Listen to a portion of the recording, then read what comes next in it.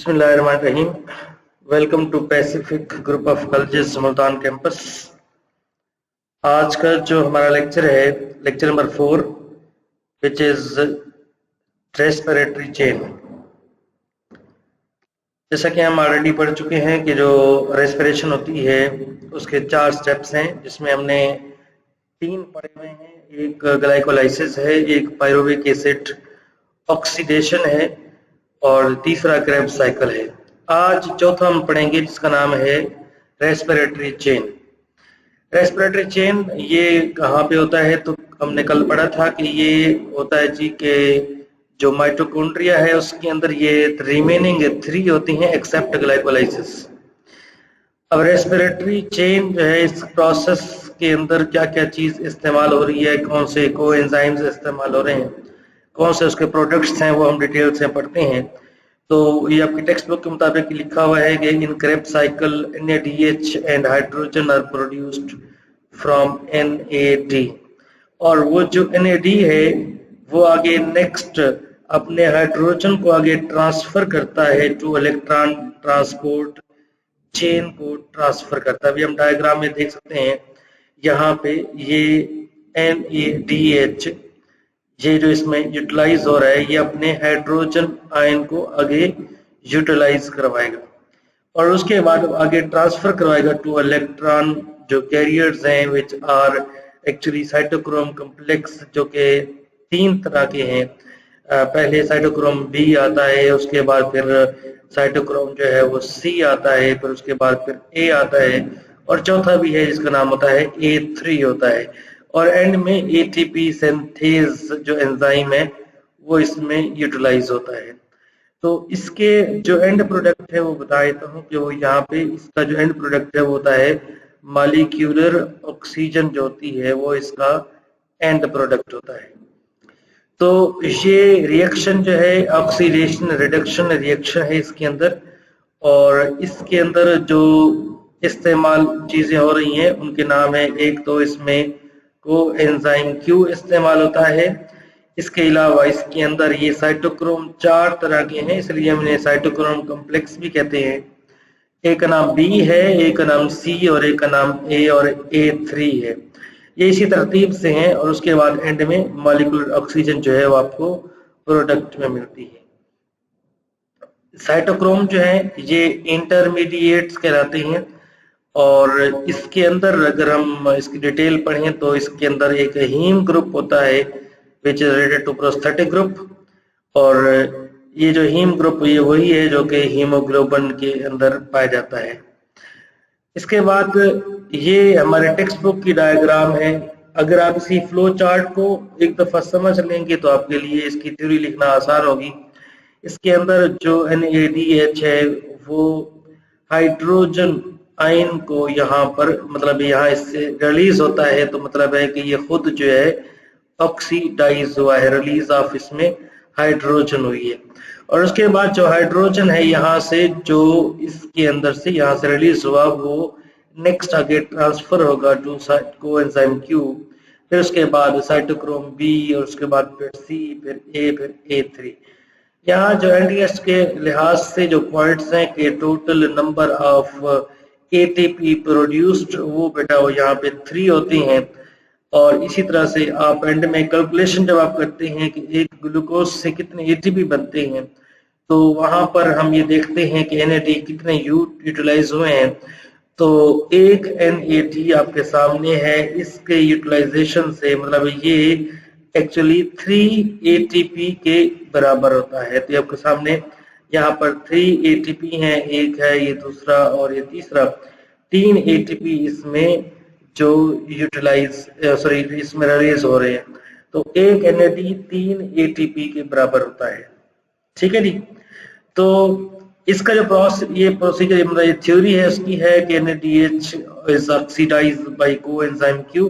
जैसा कि आप डायग्राम में भी देख सकते हैं कि NADH जो होता है ये ऑक्सीडाइज हुआ है, मतलब इसमें से हाइड्रोजन रिलीज हुई है, और करने वाला जो है होता है कोएंजाइम Q है। उसके बाद जो इलेक्ट्रॉन्स हैं ये आगे ट्रांसफर होते हैं टू साइटोक्रोम B, उसके बाद फिर C फिर A और फिर A3। तो जो थ्योरी है वो बिल्कुल इसी तरह से मेंशन है यहाँ पे कि जो क्यू कोएंजाइम क्यू से ये NADH ऑक्सीडाइज होगा, उसके बाद फिर यहाँ coenzyme Q is in turn oxidised by cytochrome b, इसके बाद साइटोक्रोम बी आता है, फिर उसके बाद साइटोक्रोम सी आता है, सी के बाद फिर यहाँ पे साइटोक्रोम जो है वो नेक्स्ट ए आता है, और ए के बाद फिर यहाँ पर साइटोक्रोम जो है वो A3 आता है।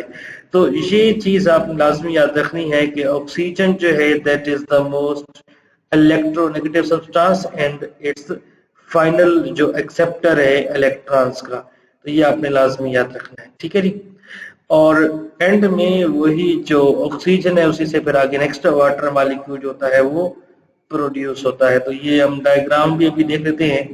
यहाँ डायग्राम में मेंशन है यहाँ पे कि यही जो ऑक्सीजन मॉलिक्यूल है ये नेक्स्ट ये ऐड होता है विद 2 हाइड्रोजन, और उसके बाद फिर ये बनाता है एंड में वाटर मॉलिक्यूल जो होता है वो इससे बनता है, ठीक है जी। ये तो हो गया जी रेस्पिरेटरी चेन के हवाले से, पेपर के लिहाज से वेरी वेरी इंपॉर्टेंट क्वेश्चन है। इसको याद करने का तरीका बेटा वही है कि इसके अंदर आप ये फ्लो चार्ट याद रखेंगे तो आपको इजीली याद हो जाएगा कि NAD जो होता है NADH वाला ये ऑक्सीडाइज हुआ है, और इसके बाद फिर साइटो किसने किया, कोएंजाइम क्यू ने किया, यहाँ पर एक ATP रिलीज हुआ, उसके बाद फिर यहाँ सेकंड ATP रिलीज हुआ। ये FAD जो है एक्चुअली ये फ्लेविन एडेनाइन डाई न्यूक्लियोटाइड है, जो कि आप लोगों ने पहले पढ़ा, जो क्रेब्स साइकिल में भी आप लोगों ने पढ़ा। और उसके बाद फिर आगे नेक्स्ट C से A और A3 है, उसके बाद फिर यहाँ पर एक और ATP रिलीज होती है। तो ये फ्लो चार्ट याद रखेंगे तो आपको रेस्पिरेटरी चेन इजीली याद हो जाएगा। ये बोर्ड के लिहाज से वेरी इंपॉर्टेंट लॉन्ग क्वेश्चन है। इसके बाद आते हैं जी नेक्स्ट जो लास्ट टॉपिक है इस चैप्टर का, वो है ऑक्सीडेटिव फास्फोराइलेशन। नाम से जाहिर है कि इसमें ऑक्सीजन की मौजूदगी में फास्फोरिलेशन का मतलब होता है सिंथेसिस ऑफ ATP होता है। तो ये इसकी डेफिनेशन है कि synthesis of ATP in the presence of oxygen that is called oxidative phosphorylation होता है। नॉर्मली ये रिएक्शन जो है रेस्पिरेटरी चेन के अंदर ये रिएक्शन होता है, और इसके अंदर ये आपके सामने यहाँ पर ये मेंशन है वही जो कुछ आपने अभी देखा उस फ्लो चार्ट के अंदर। रेस्पिरेटरी चेन में इसमें NADH ऑक्सीडाइज हुआ, और उसके बाद इसके एंड रिजल्ट में यहाँ पे 3 ATP मॉलिक्यूल जो होते हैं वो बने, ठीक है जी। अब इसके बाद ये जो इसमें सिक्वेशन के अंदर आपको PI मिलेगा यहाँ पे, तो PI का मतलब होता है I से इनऑर्गेनिक और P से होता है फास्फेट। तो एक ADP और एक PI मिलते हैं तो एक ATP बनता है। यहाँ पर 3 ATP बन रहे हैं तो 3 ADP और 3 PI इसमें यूटिलाइज हुए हैं। उसके बाद ये जो मैकेनिज्म है, ये मैकेनिज्म किस जगह पे होता है, तो ये आपको मैंने पहले बताया कि ये in the inner membrane of mitochondrion which is singular actually. तो इनर मेम्ब्रेन का नाम होता है जो क्रिस्टी होती है मेम्ब्रेन, उसके अंदर ये पाया जाता है, ये रिएक्शन होता है। और इसके एंड में क्या बनता है, यहाँ पर ATP सिंथेटेज एंजाइम के जरिए से इसके अंदर ATP जो होती है वो प्रोड्यूस होती है। इस केस के अंदर जो हाइड्रोजन आयन की मूवमेंट अक्रॉस द मेम्ब्रेन होती है जिसका नाम क्रिस्टी है, यहाँ डायग्राम यहाँ मेंशन भी है। तो ये क्रिस्टी जो मेम्ब्रेन है इसके अंदर across the membrane hydrogen ion move करते हैं, जिसकी वजह से ये जो प्रोसेस होता है ये होता है। इसके अंदर ये आपने याद रखना है कि कपलिंग रिएक्शन जो होता है, ये कपलिंग रिएक्शन या कपलिंग फैक्टर्स जो हैं in respiration and are also different from those of photosynthesis. तो थोड़ा सा ये फर्क यहाँ पे है, लेकिन आपने ये ज़हन में रखना है कि इसके अंदर हाइड्रोजन आयन जब अक्रॉस द मेम्ब्रेन मूव करते हैं क्रिस्टी के, तो उसकी वजह से कपलिंग रिएक्शन की वजह से ATP प्रोड्यूस होता है। अब ये जो प्रोसीजर आपके सामने है ये आपकी टेक्स्ट बुक की डायग्राम है कि इससे ग्लूकोज बना, ग्लूकोज से ग्लूकोज 6 फास्फेट, और ये मैंने आपको ग्लाइकोलाइसिस में बताया था, ये फास्फोफ्रुक्टोकाइनेज एंजाइम है। ये एंजाइम फ्रुक्टोज 6 फास्फेट को फ्रुक्टोज 1,6 बिस फास्फेट में कन्वर्ट करता है। उसके बाद एंड में पायरोवेट बनता है। तो ये प्रोसीजर आप ऑलरेडी पढ़ चुके हैं। उसके बाद इस प्रोसेस को हम पायरोविक एसिड ऑक्सीडेशन कहते हैं, जिसमें कार्बन डाइऑक्साइड रिलीज होती है तो एसिटाइल को ए बनता है। ये आपके टेक्स्ट बुक में देखेंगे 227 पेज नंबर पे क्रेब्स साइकिल दिया हुआ है, वहां से भी आपको इजिली समझ आ जाएगा कि कार्बन डाइऑक्साइड रिलीज हो रही है। उसके बाद एसिटाइल को से क्रैब साइकिल चलता है और उसके बाद सिट्रेट वगैरह बनता है, सिट्रेट आइसोसिट्रेट, जो कि हमने कल पढ़ा था। अच्छा, अब ये प्रोसेस जो है ये फीडबैक इनोवेशन का भी एक यहाँ पर चीज मेंशन कर रहा है कि अगर ये ग्लूकोज की ब्रेक डाउन जो है एक नॉर्मल लेवल तक हो चुकी है तो मजीद इसे रोकने के लिए मजीद क्योंकि एटीपी रिक्वायरमेंट नहीं है तो extra glucose it will be converted into glycogen, then this process is inhibited by ATP. ये जो एटीपी प्रोड्यूस होती है ड्यूरिंग ग्लाइकोलाइसिस और during Kreb cycle, this ATP inhibits this enzyme.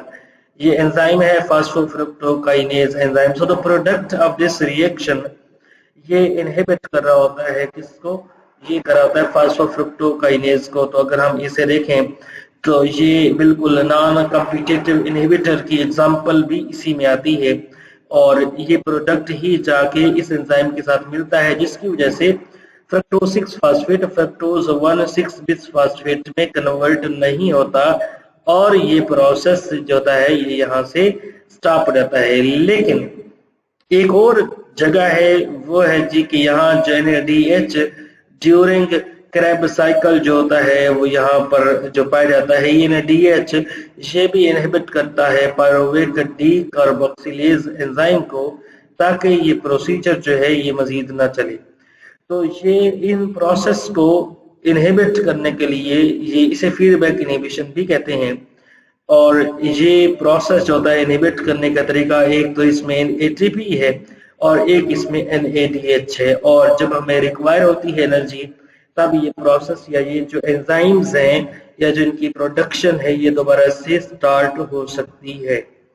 तो ये था जी आज का हमारा लेक्चर, हमारा चैप्टर एंड हो चुका है। कल के लेक्चर में हम इंशाल्लाह पढ़ेंगे नेक्स्ट पूरे चैप्टर 11 का ओवरव्यू होगा, तो इसे आपने लाजमी रिवाइज करना है। कल के लेक्चर को सुनने से पहले आपको ये चैप्टर पहले रिवाइज होना चाहिए ताकि आपके माइंड में कोई क्वेश्चन आता है तो वो क्वेश्चन उस लेक्चर को जब आप सुनेंगे तो वो क्लियर हो जाएंगे। उसमें हम चंद MCQs को, चंद शॉर्ट क्वेश्चंस को जो बोर्ड के हैं और लॉन्ग क्वेश्चन जो इसमें से पॉसिबल है वो आ सकते हैं, तो हम डिस्कस करेंगे। Thank you so much.